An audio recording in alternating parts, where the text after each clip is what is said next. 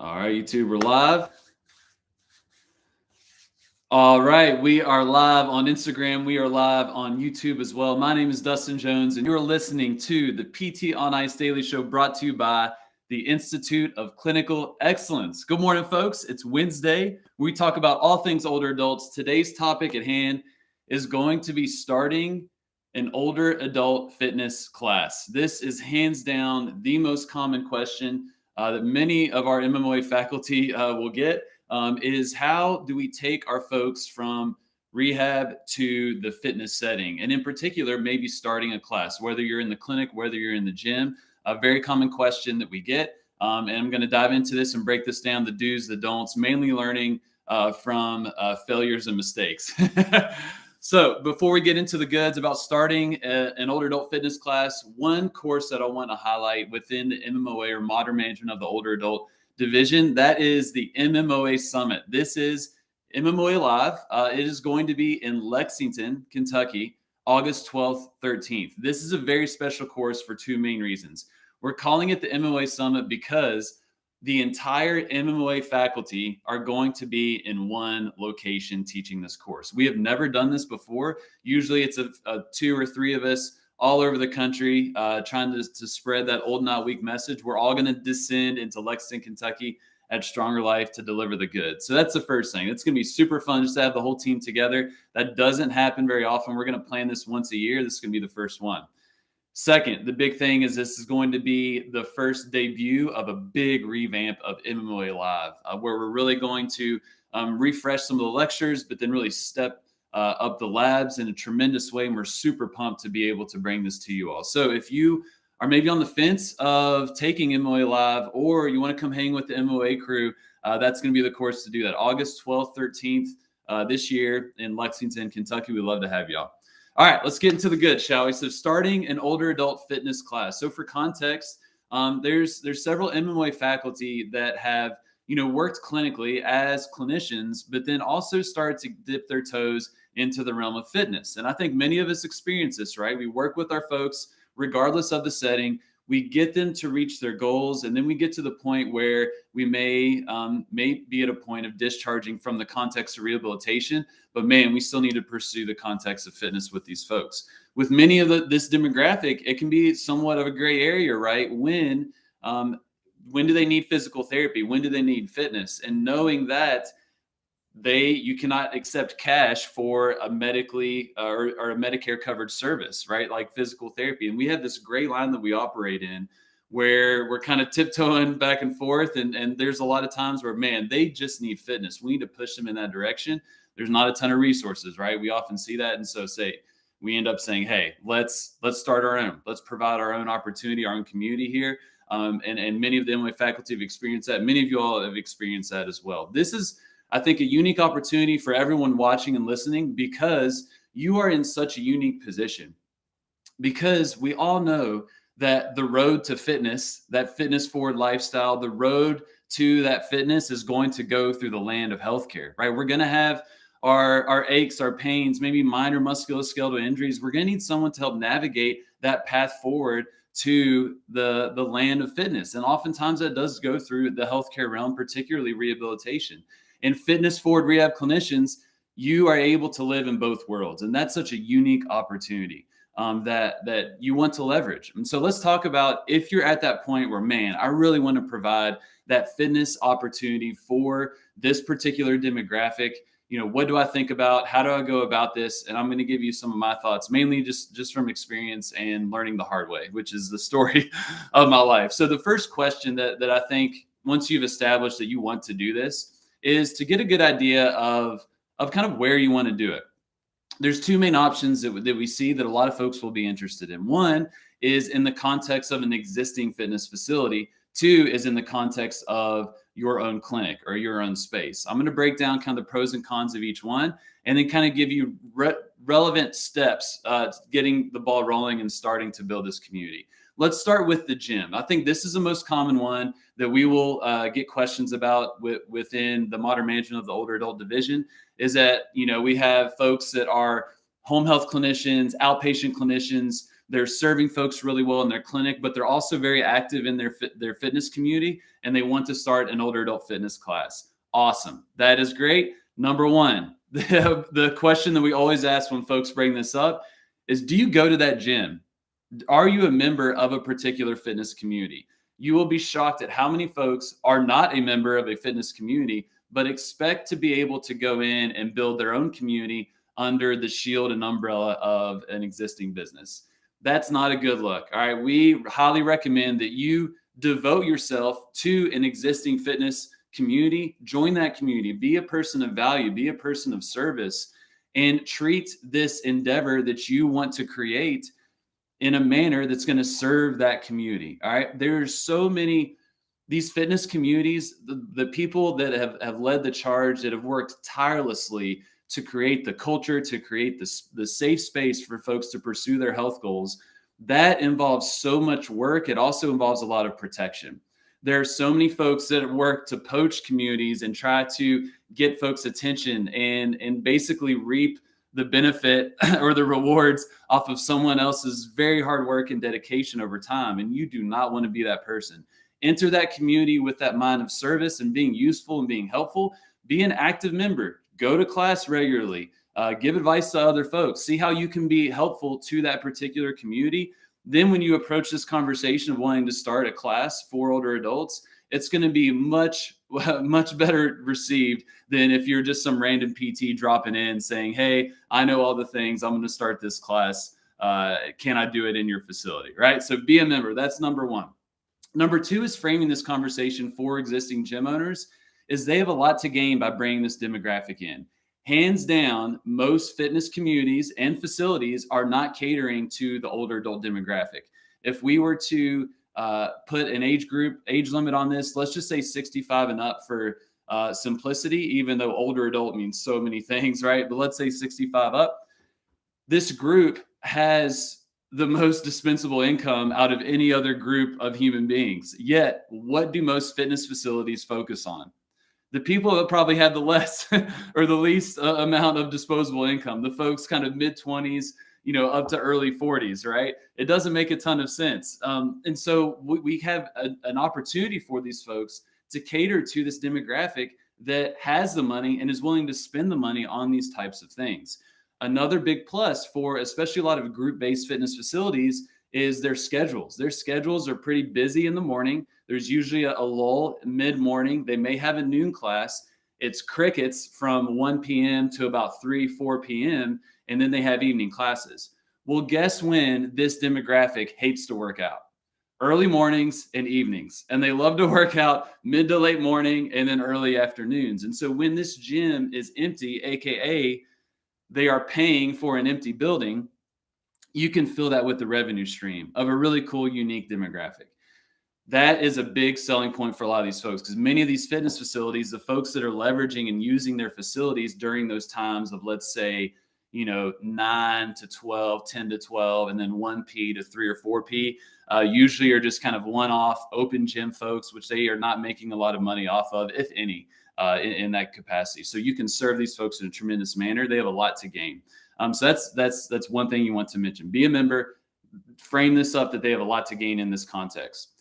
Now, when you get the green light and you're going to plan and you want to create this group class, what is very important out the gate is you need to define who you're trying to serve. All right. And this, we can say 65 plus, right? But if you've ever, worked with this demographic, 65 plus, there are probably 20 sub categories of kind of groups of folks within 65 plus. You have a ton of variability in function and mental capacity in what they're capable of doing in a class. You need to narrow it down, and you want to have some filtering questions. All right. You could say a screen, if you will, but I recommend asking questions. It's a much more efficient and quicker way. Can you get to and from the ground independently? Are you using an assistive device, when you're trying to get out and about in the community? Can you walk for 30 minutes straight or be on your feet for 30 minutes straight? Develop some of these questions that's going to filter a certain type of person into your group. And I know you may be thinking, oh my gosh, there's not enough folks to meet a particular criteria. Trust me, they're out there. All right. They are out there. So define your core individual that you're trying to serve. What we like to think about at Stronger Life, the fitness facility that Jeff Musgrave and I started, we like to think based on function. So we don't categorize our classes based on age. We categorize it based on function. What can these folks do? That is going to be very helpful, because what you don't want to do is what we did, where we said, come one, come all, whoever is over 65, come to our classes at CrossFit Maximus. It's going to be awesome. And then we had all kinds of folks from functional capacity levels to mental capacity levels all over the board.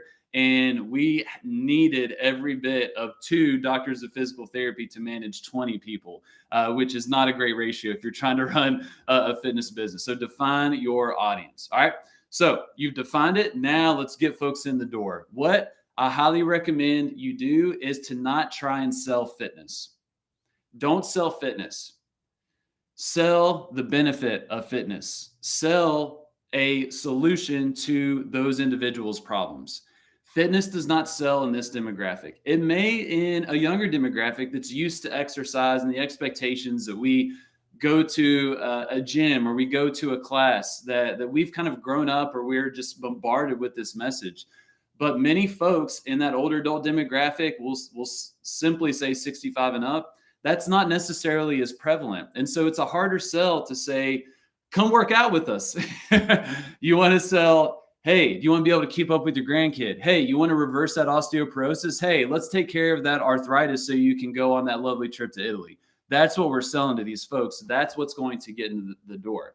Now, the challenging part is you may not have much of a reputation with these folks, or that gym, that existing fitness facility doesn't have much of a reputation. This is where we can leverage resources that the MOA team has already provided you in the form of a workshop. All right. So what can be very successful is, let's say you take one of our osteoporosis workshops, or our arthritis workshops, or our building better balance workshops that we've created in an unbranded slide deck that you can take and present to your community. You can take those and market to that particular issue, osteoporosis, for example. So you're going to get a lot of folks in the door that want to learn more about osteoporosis. That workshop can lead to a 4, 6, 8 week series or challenge of exercise classes that are going to improve whatever it is, osteoporosis or bone mineral density, arthritis, balance, whatever it is. You're going to gain those interested folks, and you can associate it with that 4, 6, 8 week series. And you're going to get a lot of very interested folks in what you're doing. And they're going to be in a very solid demographic that is going to be a great foundation to build that community from. All right. And I recommend, don't make that free, right? Don't make it free. Go ahead and charge for it. You're providing a tremendous value, a tremendous service. All right. You can find those workshops at ptonice.com under the free resources tab.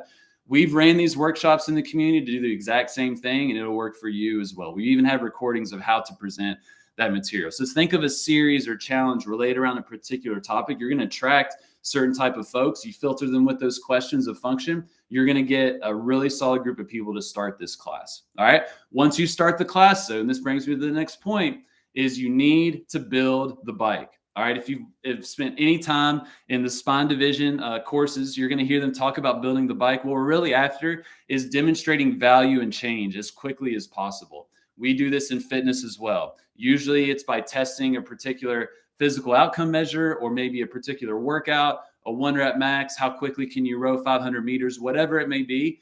Test it, retest it. The quicker you can show change, the quicker and better you're going to be able to sell your services to that individual. So you need to build the bike. All right. Last but not least, if you're in a gym, I know this is a lot, but I got a lot to say on this topic. Use the gym's programming. All right. So if you're in a CrossFit facility, let's say they probably have a 9:30 class, something along those lines, and you're going to have that probably a 2-hour window before their noon class most of the time. You can fit a couple classes in there. That's how Stronger Life started. I know Christina did something similar with Stave Off up in Canada, that you have that window. Make it easy on you. All right. Use the gym's programming, because what can often happen is, especially if you're in a CrossFit facility, is that CrossFit traditionally is very equipment intensive.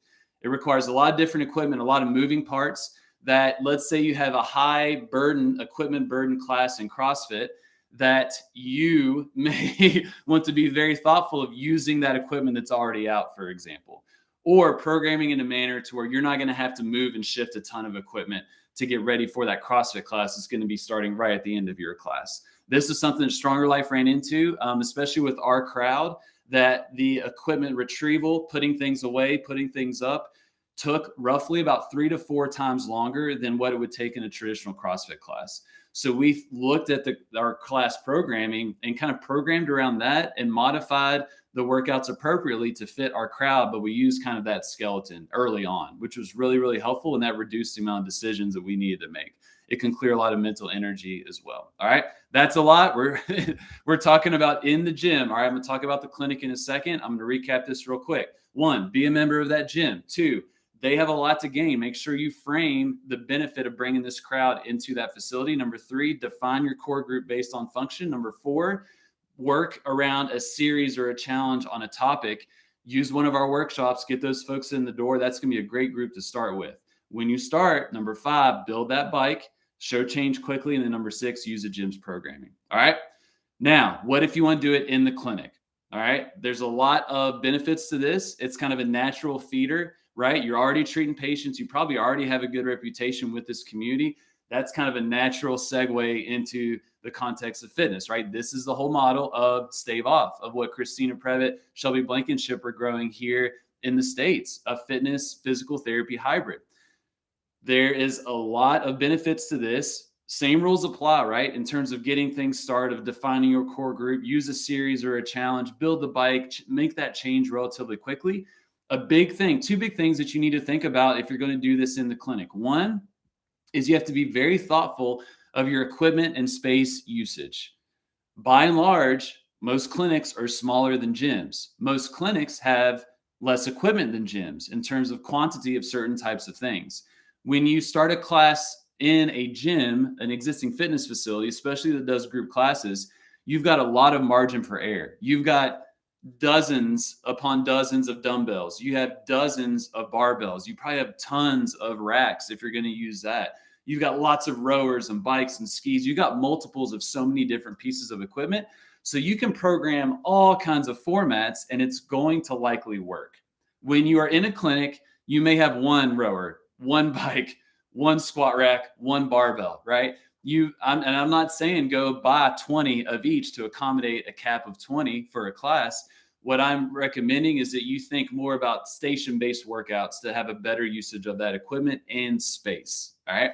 There's a lot that you can learn from moving people through stations. I think you can take that too far and really reduce the quality of that class. But there's a nice little sweet spot where you can provide a station-based class, provide high quality coaching and amazing experience, and not have a huge equipment and space burden. All right. So be very thoughtful of your equipment and space usage. It is very difficult to take what you would do in a CrossFit class and do it in a clinic at scale with lots of folks in that class. So be very thoughtful of that. And then the big one, creating community. All right. A lot of existing fitness facilities kind of have a lot of things baked in to allow folks to hang around, to mingle, to spend time with one another. Create that in your clinic, right? Make sure your lobby is on point to be able to handle these folks so they can hang out, spend some time together. And when those connections happen, that community tends to grow and grow and grow. If you don't have that space in your clinic, create it outside of the clinic. Have a monthly trip to a brewery or winery or a coffee shop, or get folks to do the local 5K together or go to a movie together. Create these events to create those connections in community. That is a huge catalyst to you continuing to grow that community and that class. Awesome. Man, that was a lot. I'm sorry, y'all, but I love this topic. I've been living in this world for the past few years. Christina has as well, with Stave Off, and a lot of us are interested in this. So if you have any questions or thoughts, or you're thinking of getting in this realm, feel free to hit us up. We'd love to talk about this and provide any insight of our path and some of the mistakes we've made and some of the successes we've had as well. All right. Thank you all. Have a lovely Wednesday. MOA Live, Lexington, Kentucky, August 12th, 13th. Would love to see y'all. Other than that, hit me up with any questions. Y'all take care.